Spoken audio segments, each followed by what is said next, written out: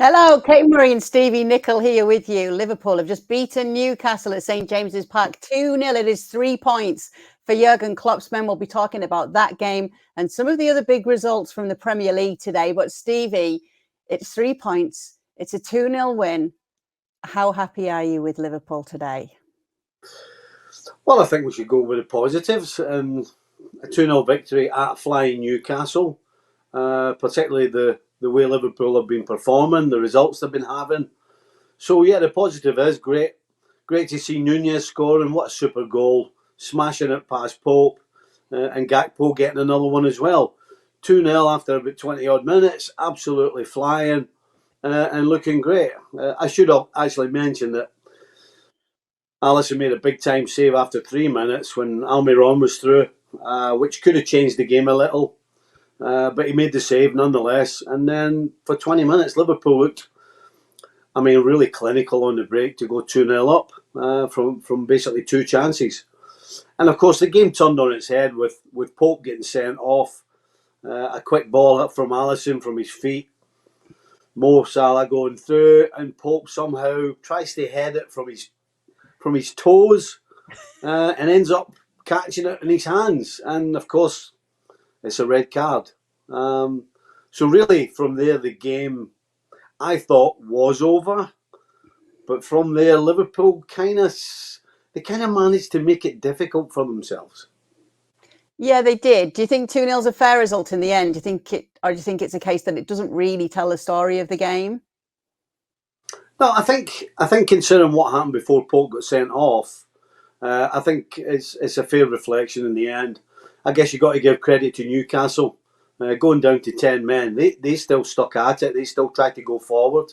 Liverpool making it easy for them by not taking advantage of that extra man, by keeping the ball and making Newcastle run. They kept coughing it up and giving them opportunities.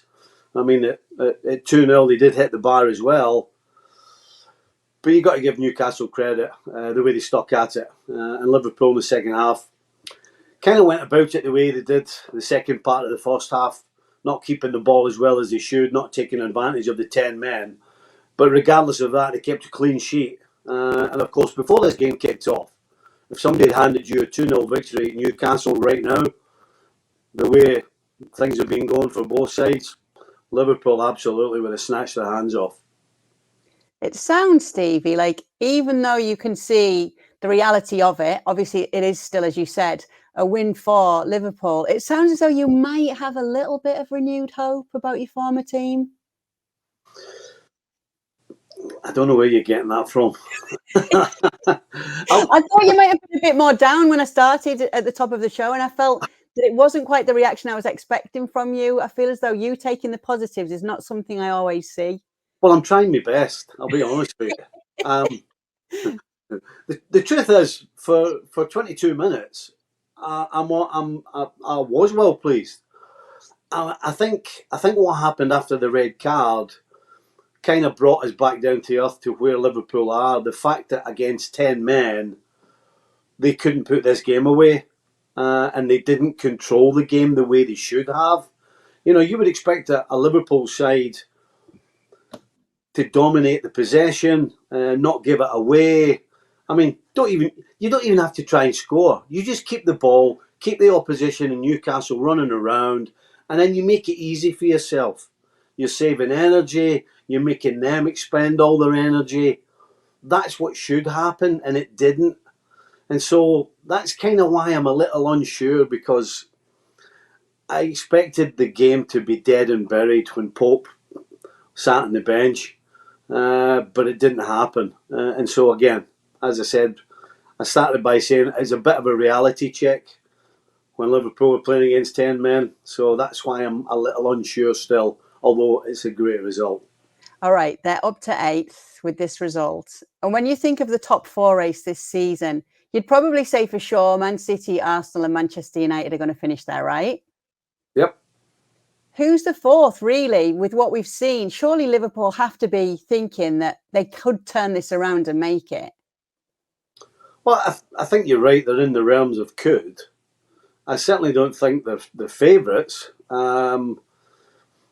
but they're falling into the category of so many sides that are trying to get that fourth spot that they're up and down. You're not sure what you're going to get. One week it's a win, the next week it's a loss, the next week it's a draw. The performances are not what you expect. I mean, there are so many teams that fall into that category after the sides that you mentioned. But yes, they could, and I say they could because the teams above them are as unpredictable as Liverpool are. So yeah, they're in the running, but I don't think they're favourites. All right, that definitely is a little bit of renewed hope from Stevie if you are watching us today, because he's not always thought that was going to happen this season. So that could is a nice could from him. Mark Ogden was at the game today. We're going to bring him in now up in my native northeast. Hiya, Mark. Tell us your initial observations then from watching that game. What stood out to you?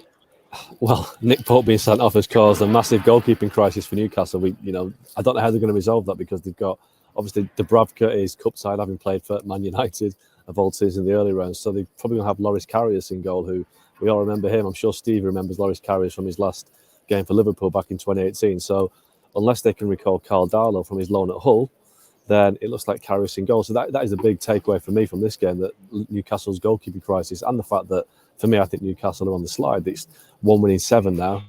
Not so many goals either. And I think Steve's maybe been a little bit harsh on Liverpool. I think they're favourites now for fourth spot, because that win today means they're 6 points behind Newcastle with a game in hand. So they win that, it's 3. And I just think that although Tottenham are still there above Liverpool, look at who Liverpool have got coming back to fitness. Virgil van Dijk played today. Diogo Jota's back. Luis Diaz will be back soon. They've got such attacking options that I just think that from this point on in this season, Liverpool, of the teams that are chasing fourth spot, are the best equipped. So they'll score more goals. They've got that belief. They've got the confidence. They've got the experience. I just think that Liverpool will blow teams away now, because I think they've got the... I know they could have blown this game away, but when you're out of 10 men, the game was done. They've got Real Madrid on Tuesday. Maybe there was an element of just take your foot off the pedal, conserve your energy for Real Madrid. I think Liverpool will finish top 4. So pick out a few things from Liverpool, and you've already said a few there, Mark, that really did stand out as positive going forward for the rest of the season, not just for the Real Madrid game, but for the Premier League and that chase for the top 4 spots. Yeah, I just think it's the players coming back to fitness. I mean, not only that, you've got Gakpo and Núñez are now scoring goals and looking like the players that they thought they would be. But, Luis Diaz comes back into the equation soon. Diogo Jota. You're talking about Liverpool have got 5 or 6 forwards that, would walk into any team. And goals win matches. I know it's an old cliche, but they do. And then you've got Virgil van Dijk at the back, who's back playing again. He's not the best of seasons, but I just think that Liverpool have got all the pieces falling together. Newcastle, to me, when Bruno Guimaraes isn't playing as he didn't today, they've got no creativity. And the people that were playing so well at the start of the season, Almiron certainly missed a great chance early on today. Joe Linton's going to have the pace a little bit.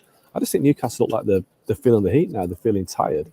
And with Tottenham, you can't trust Tottenham. So I just think Liverpool, for me, they've got the players back, they've got the confidence back, and it's that stage of the season where Liverpool tend to come good. And one thing that I noticed a couple of days ago, they've got 10 Premier League games in April and May. 10, that's 30 points.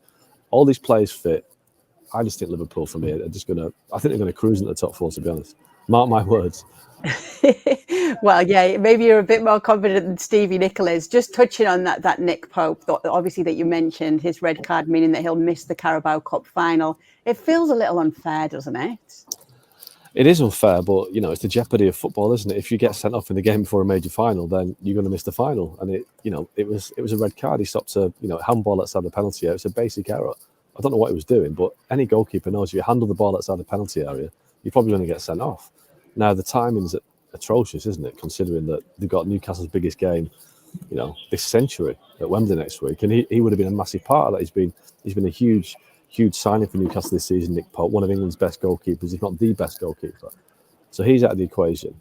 And it's been made worse by the fact that Dubravka, who came on today, is cup tied. He played 2 games on loan at Man United. So it's almost like a calamity in one, so that, Loris Karius hasn't played a game for 2 years. He played for Union Berlin in February 2021. He hasn't played a game since then.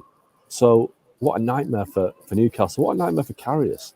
Imagine being Loris Karius, knowing that the last time you played in a major final, your career basically hit the buffers. He played for Liverpool against Real Madrid, made 2 mistakes. Yes, he was concussed, but people don't remember the mistakes.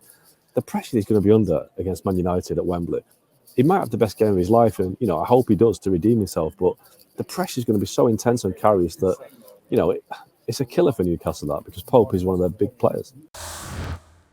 Thanks so much for watching ESPN on YouTube. And for more sports highlights and analysis, be sure to download the ESPN app. And for premium content and live streaming, subscribe to ESPN Plus.